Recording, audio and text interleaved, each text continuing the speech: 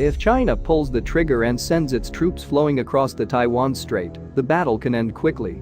Chinese rockets can put Taiwan forces in submission, paving the way for tens of thousands of Beijing Marines to rush to the mainland in southwestern Taiwan. That is the best scenario for China.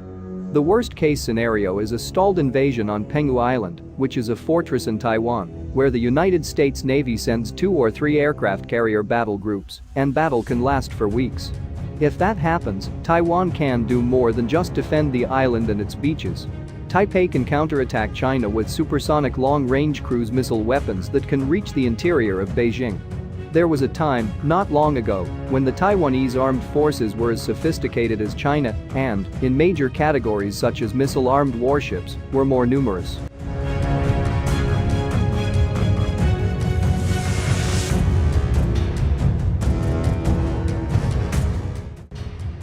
This is despite the number of Chinese population, which is more than 1 billion more than the population of Taiwan, which is around 20 million.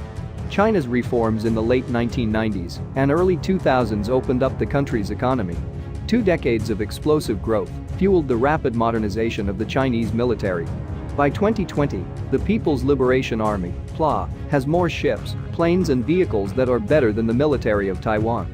Unable to compete directly with China, Taiwan has rewritten battle strategy. Instead of meeting the challenges of aircraft against aircraft, ships against ships, and tanks against Chinese tanks, the Taiwanese military plans to let China approach, then throw thousands of missiles at them.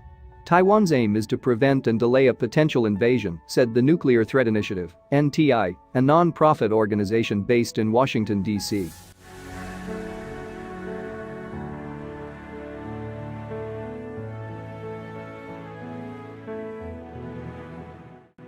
Large and growing armory in Taiwan including Stinger, Chaparral, Patriot, Tianqian, and surface-to-air missile Tiankung, Javelin, TOW and Hellfire anti-tank missiles, and Harpoon and Xiongfeng anti-ship missiles. The short-range missile is basically defensive.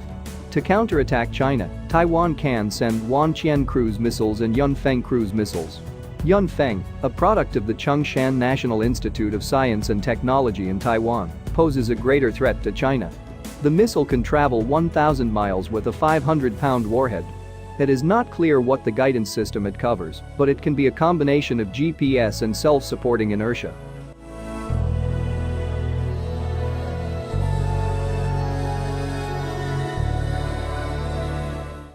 Yunfeng is a supersonic weapon with combined cycle thrust.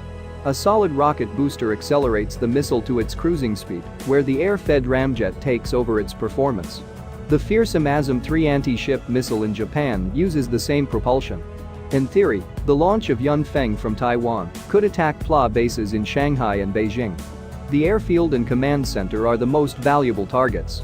In deploying modern cruise missiles, Taipei told Beijing that war will not be limited to the surrounding islands and waters, said the American Enterprise Institute, a policy institute in Washington, D.C. Cruise missiles enable Taipei to incur costs on China, both by attacking PLA targets and by bringing home battle for Chinese citizens. The PLA can try to defend against Yunfeng's cruise missile barrage by placing surface-to-air missile batteries around its most important base and by tapping Taiwan's missile units on land. But missile defense systems rarely succeed. It is very difficult to destroy small cellular launch units when they are in hiding. During wartime, Taiwan will probably be able to launch most of its Yunfeng cruise missiles. Most of them will hit something.